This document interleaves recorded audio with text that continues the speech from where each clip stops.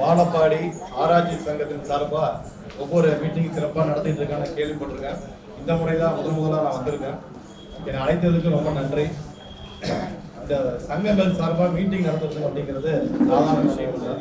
அது எவ்வளோ பெரிய கஷ்டங்கிறத ஏழுமலை ஐயா சொல்லியிருப்பாரு. அதே போல 4 பேர் சேர்ந்து செய்வது என்பது அதை விட மிகவும் சிறப்பானது. அதை சிறப்பான செய்து கொண்டிருக்கார் என்பதே ஜோதிடர்களுக்கு ஒரு பெருமை.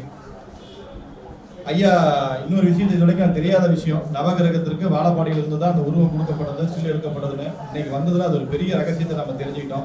அதுக்காக இன்னைக்கு முதல்ல அழைத்தது மனமாக நன்றி சொல்றேன். அதே சமயத்துல 7.5 சனி, ஒரு 7.5 சனி தான் ஒரு மனிதனுக்கு மிகப்பெரிய வாழ்க்கையில பொக்கிஷம் தருவது 7.5 சனி தான்.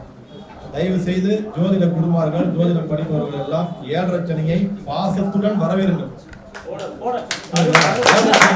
சந்தோஷமா இருக்குங்க, தயார், ஐ அம் ஹாப்பி அப்படின்னு சொல்லி வாங்க, வெல்கம் சனி பகவான், உங்களுக்காக நான் காத்திருக்கேன், என் இருக்கையை நான் உங்களுக்கு தரேன் அப்படின்னு சொல்லி சனி பகவானை எப்படி கூப்பிடணும்?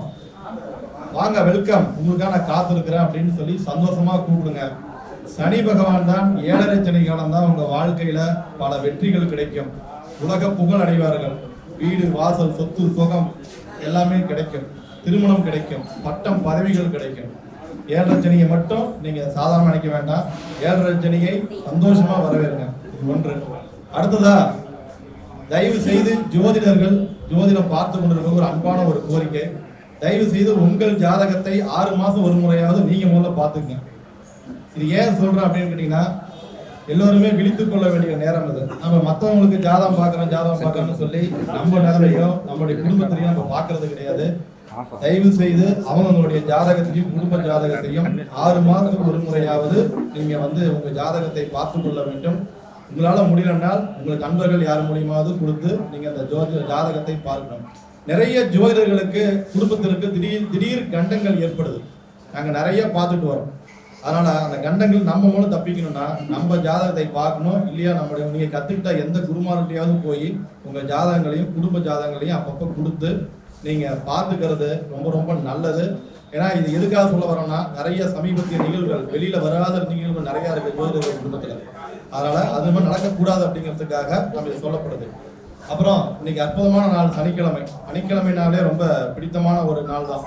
இந்த சனிக்கிழமை இனிமே சனி பெருகும்பாங்க. சனிக்கிழமை எது செய்தாலும் அது பெருகும்பாங்க. அது போல அந்த ஜோதிடத்து இப்ப நிறைய ஜோதிட சங்கங்கள் எல்லாமே சனிக்கிழமை தான் மீட்டிங் வைக்கிறாங்க. யார் வாழ்றாங்களோ இல்லையோ ஜோதிட கலை வாழும். ஜோதிட கலை மூலியமாக அந்த கலையை நம்பி வாழ்கின்ற ஜோதிடர்கள் வாழ்வார்கள்.